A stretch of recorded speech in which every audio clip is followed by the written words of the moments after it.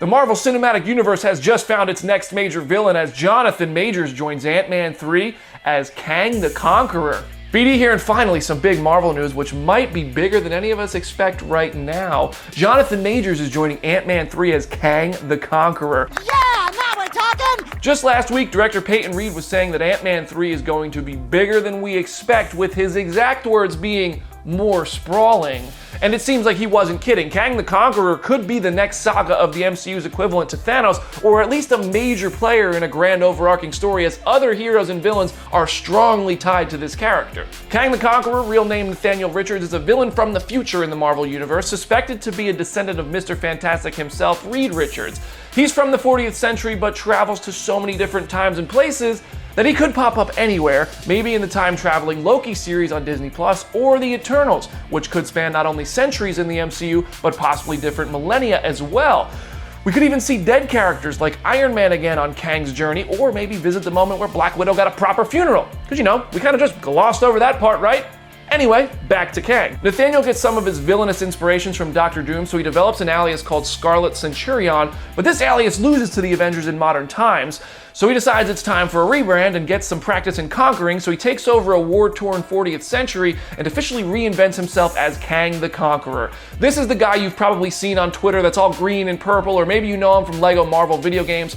It's his most traditional look. He can't live with the fact that the Avengers beat him, so he tries to fight them off again, captures most of the heroes, and even sends Captain America back to the 1940s. How are they going to do that without Chris Evans? I don't know. It comes down to the Wasp and Rick Jones to take him down, with Rick using his Teen Brigade to betray Kang and save the day. But we don't know if Rick Jones is coming to the MCU, so how about this? The Wasp continues to get a bigger role in the MCU and has to team up with young heroes like Emma Furman's Cassie Lang, Hannah John Kamen's Ghost, Haley Steinfeld's Kate Bishop, and they give off Young Avengers vibes while taking down Kang for the first time in Ant-Man 3.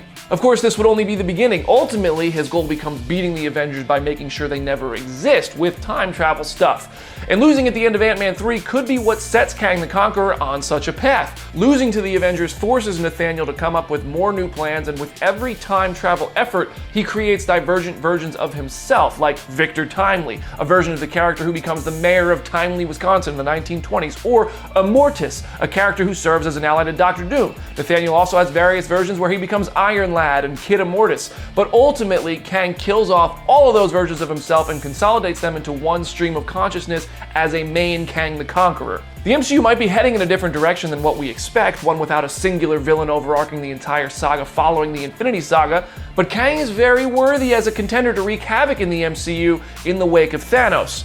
It's also really fitting that he's a villain with ties to the Fantastic Four and Doctor Doom, which could reverse engineer those characters' existence into Marvel Studios movies, since we all know they're on the way anyway. Since Disney bought Fox, it's just a matter of time.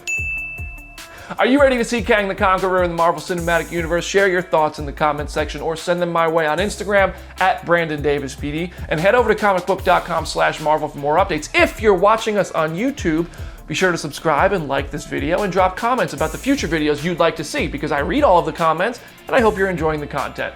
I'm BD. I'll see you there.